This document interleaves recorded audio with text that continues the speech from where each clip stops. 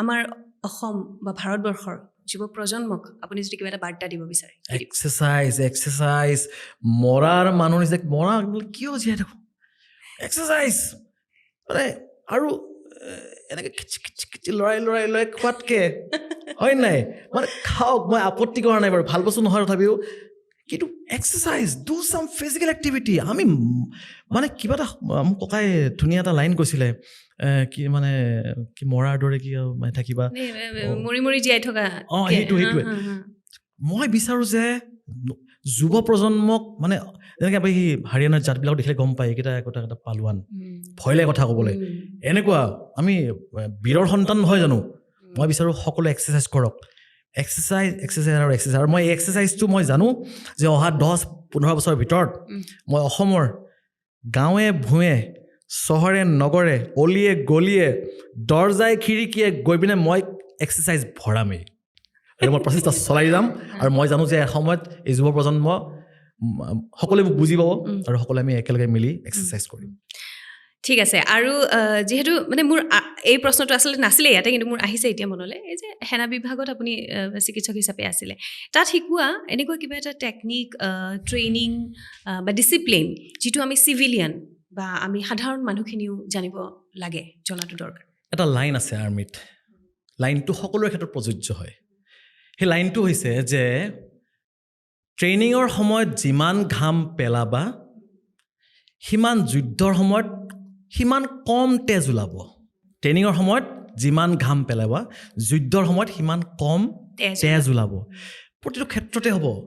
পঢ়া শুনা কৰা ষ্টুডেণ্ট আজি মই যিমান কষ্ট কৰি পঢ়িম ঘাম পেলাম মানে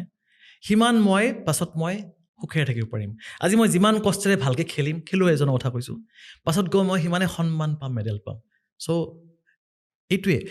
একো সাংঘাতিক ডিচিপ্লিন হ'ব নালাগে খালি মাত্ৰ এটা বস্তু লৈ লওক যে মই খেলিম যদি খেলিম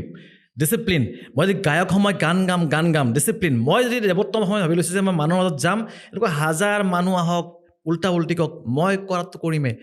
ভগৱানে চাই থাকে কোনে একদম সাংঘাতিকভাৱে লাগি আছে যিয়ে লাগি আছে ভগৱান প্ৰকৃতি সকলোৱে এইখিনি আপোনাক সহায় কৰিবই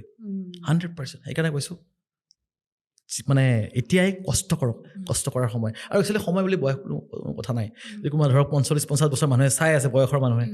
নিৰাশ নহ'ব কিবা এটা হবি উঠাই লওক গান গোৱা ষ্টাৰ্ট কৰক কিতাপ লিখা ষ্টাৰ্ট কৰক ন সেইটো দিছ ইজ লাইফ একদম আৰু আপুনি জীৱন ফিটনেছ বা জীৱন জীয়াই থকাৰ মূল মন্ত্ৰটো আপোনাৰ মতে মানে মই এটা কথা বিচাৰোঁ মানে এটা কথা ভাবোঁ আৰু দেই আপোনাক মই আজি কওঁ যে 10 কোটি টকা ল'বনে আপুনি মানে এতিয়া কেমেৰা আগত নক'ব পাৰে 10 কোটি টকা ল'ম কিয় নল'ম যদি মই আপোনাক কওঁ দুটা এটা অপশ্যন এটা আছে আপোনাক আজি মই 10 কোটি টকা দিম কিন্তু কালি আপুনি ৰাতিপুৱালৈ বাচি নাথাকে আৰু 2 নম্বৰ অপশ্যনটো হৈছে 10 কোটি টকা নিদিওঁ আপুনি বাচি থাকিব কোনটো ল'ব বাচি থাকিমতো এক্সেক্টলি ৰাইট তো মানুহৰ মানে মানুহে গম পাব লাগিব ধন সম্পত্তি টকা এইবোৰ চব ক্ষণস্থায়ী লাগে আপুনি খাবলৈ খোৱাবলৈ মুখ বহুকেইখন থাকে ঘৰ থাকে পেট্ৰল ভৰাবলৈ টেংকিকেইটা থাকে হয় নাই লাগিব কিন্তু এইটো নহয় যে আপুনি তাতেই ব্যস্ত হৈ থাকিব এইকাৰণে জীৱনটোক প্ৰাধান্য দিয়ক আজিৰ দিনটো আছে বঢ়িয়াকৈ জীয়াই থাকিম কালিৰ দিনটো যদি সাৰ পাওঁ ভগৱানে যদি সাৰ পায় এতিয়া আকৌ জীয়াই থাকিম সদায় এক্সাৰচাইজ কৰিম আৰু ক'ৰবাত নহয় ক'ৰবাত চেষ্টা কৰক যে মানুহৰ মুখত আমি হাঁহি বিৰিঙাওঁ সেইটো মই চেষ্টা কৰি সদায় থাকোঁ